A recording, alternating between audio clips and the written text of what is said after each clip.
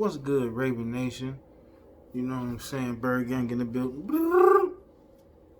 Man, last game of the season, Super Bowl. Crazy, man. It's crazy.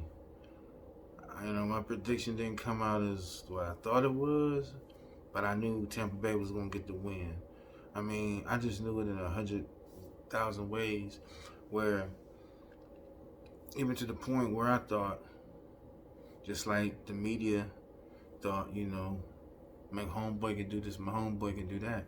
But if you ain't got no tackles out there that can block, that can hold the defensive end down for at least 3 to 5 seconds, as you can see tonight, it's not gonna happen. And it did not happen tonight for the Kansas City Chiefs. Shaq Barrett, Paul Pierre, David White, oh my God. And you gotta give it up to the secondary, the Dean, Winfield, and them boys. You gotta give it up to them, man. And it's just everybody got a momentum, and either you telling up or you telling down. And throughout the playoffs, Tampa Bay was telling up, and the Kansas City Chiefs was basically telling down. Oh, it's your boy, the Insider, Hearn Jack, aka the Black Jamison Hensley, with another spiel. I'm not shocked, but it's just like, that type of win that they got. 31-9. 31-9. Woo-wee. Who would have figured that? Who would have figured that? I said 41, 30, 38. But who would have figured 31-9? That's what the beautiful thing about the NFL. When you do 2 weeks of preparation on one team, you get to gather up film from this game, that game, all types of things, and then you just sit there and you analyze it, and you know their strengths and weaknesses. And then on top of that, they knew the right tackle Schwartz and the left tackle Fisher for the Kansas City Chiefs was out. I told you on the last spiel, Bose was gonna let them boys pin their ears back and just go ham. I knew that. I just knew that from the jump. And why not? And everybody was like, "My homeboy still gonna do this and still do that." You know what my homeboy looked like tonight? My homeboy looked like he was playing for Texas Tech again. Just running around throwing the ball. Man, that's why it's called first team, second team, third team. When your first team out, okay, you might got one of your left tackles out. Maybe you can fill it in and try to massage some things. But when they both come out, and then you got 2 weeks for the opposite team to prepare for you and to understand your strengths and weaknesses, it's not going to do too well. And obviously we saw that tonight in the Kansas City Chiefs taking that L. Everybody thought they was going to score. They couldn't even score. You got to give it up to Bruce Arians and Tamp Tom. Just let's take it back. Let's take it back, everybody. Let's take it back. Let's take it back to week 12. Let's take it back to week 12. When Kansas City was torching them boys. Tyreek Hill with 269, 3 touchdowns. Torched them boys. They wasn't ready for that. They wasn't ready. Now, as the time goes on, because Tampa Bay was at 7-5, we thought, oh, they're not going to make it to the playoffs. They're not going to make it to the playoffs. They get on a 4-game win streak. They take the week off. They got they had the bye week. Come off the bye week. Win 4 games in a row. What more can you say? Going to playoffs. They had a little trouble with Washington, but they did their thing. smacked the crap out of Tampa Bay. Well, no, beat beat the Redskins. Who else they played? It wasn't the Saints. Maybe it was. Yeah, it was the Saints again. Played the Saints, beat them, and then beat Green Bay. Come on the street, and now tonight gave them 2 weeks to study them. And as you can see, McHomeboy, his toe, I thought he'd have been cool with the toe injury, but as you can see, it was lingering. And then they couldn't get nothing going. I mean, the first, second quarter, none of the teams could get nothing going. Get nothing going until in the middle of the second. That's when Tampa Bay started, going down and got Grunk with the little screen. Wouldn't call it a screen, but a play action, tight end, sneak off. Then they move the ball again, get Fournette the touchdown. But I thought when it was the second quarter, when it was 4th-and-1, and they let Jones get the ball, and Jones got stopped. I really thought Tampa Bay, when it was 7-3, I really thought Tampa Bay was going. I really thought Kansas City was going to strike back, but they had the D back, man. Tampa Bay got back to Marcus Juke. You can correct me if I'm wrong, insiders. You know what I'm saying? I get the names mixed up too. But he run a 4-2, and he was matched up against Hill all day. So which that helped, as Hill running, he can catch up with Hill and then, brush him off to the safety whenever, may be needed.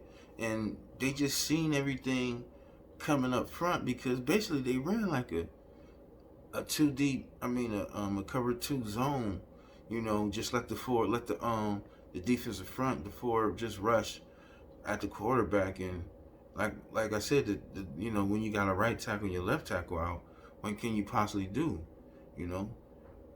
McHomeboy trying to throw out quick passes, and if you just got the zone there and everybody just sitting there, they're gonna sit there and look and react. And then if you're down, in 3rd and 11, 3rd 15, now your call is gonna start to be more predictable, and they're gonna just know what's going on. So they put Kansas City in a hard spot and in a hard place, for a long certain time. And Kansas City couldn't do nothing about it. They just couldn't do nothing about it. And there's just to really see that the whole season make you even figure like, man, my team couldn't do that. My team couldn't bust no ass. My team couldn't just do anything. But give it up to Tampa Bay, man, because I knew they was gonna win. Was no way Tampa Tom was gonna lose this game. There was no way in the world he was gonna lose this game. Todd Bowles came up with a superior defense. He understood everything. He played up front. Tyree probably got like 3 or 4 catches, maybe 68, 70. I don't even know his stats for real. But Kelsey got 100, but them was dead yards. If you can't score, them is dead yards. I was saying on the last wheel, I was saying you gotta only give Hill only 3 plays, but he only really got 1 big play. Only 1 big play, maybe 2, but it wasn't even that. It didn't hurt nothing. You call them dead yards. They just end up getting stats. Them is dead yards. If you can't score, you don't win. That's what my coach used to tell me back in the day, Timken. Rest in peace to him. Man, if you can't score, you don't win. So that's what basically the Bucks put the Chiefs into a situation where if you can't score with us, they played them like they was the Chiefs. If you can't score with us, you can't win. And the way that defense was playing, like I said, Dean, Winfield, and them boys, kudos, man. David was everywhere, man. He got an interception. Winfield got an interception. I mean, they made homeboy look really pedestrian tonight. He threw 49 times, only got 279. He threw the ball 49 times. Kansas City really thought they can come down there and really do something. Like, oh, we got McHomeboy. We don't need no right tackles, no left tackles. Well, yes you do. Yes you do. And as you can see, you need that. So I'm sure next year they're gonna be trying to find them a little left tackle, a little right, some good secondary backups. If not, make them the starters, and because y'all done gave McHomeboy $500,000, $500 million rather. You're gonna want to stay upright. And as of tonight, Kansas City gave everybody the blueprint on how to beat the Kansas City Chiefs when they down. Just rush the forward. Make sure you put your defensive linebackers in good position to stop the ball. Have a good cornerback. Have a good nickel cornerback that can just run just as fast as Tyreek Hill. Knock him out one of the safeties and let everybody just play up front. You know, you catch the ball, just don't let them break. Just don't let them do none of that. And that's what they basically did. And kudos, man, kudos to the Bucs. Kudos to the Bucs, man. Kudos to Tampa Bay. Kudos to Tampa Tom winning the 7th ring. As you can see, he is the greatest quarterback we've ever seen in a long time. I already said he was the greatest quarterback ever, but now him getting this ring, as far as a quarterback in general, tonight, he done topped Joe Montana. Joe Montana was still just the greatest quarterback that can just pick you apart, man, when it came down to it. But tonight, Tom Brady even took that too. You just gotta give it up to this guy, man. He's 43 years old. Left the team, thought he couldn't do it no more. Went to another team. They entrusted in him. They started off slow. Got smacked up in week 12 by the Kansas City Chiefs. They took the week off. Him and Bruce Arians probably sat down. More likely they did sit down and said, what's going on? Tom said, listen, I like your offense, but that don't work for me. What work for me is this type of offense, and this is what we need to work on. And Bruce Arians said, you know what? Fine. Let's do it. Once they did that, everything clicked back together. They started working the ball around, sharing the ball, moving cohesively, matriculating down the field, scoring touchdowns, man. Then now, I guess confidence in the defense. Now the defense is doing things better.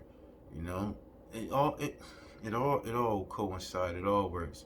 Once the team get to rolling, man, like I said, you get on these peaks, and they was on that peak, and Kansas City was on the slow peak, on a dim peak. So overall, man, once again, congratulations to the Tampa Bay Buccaneers. Congratulations to Tom.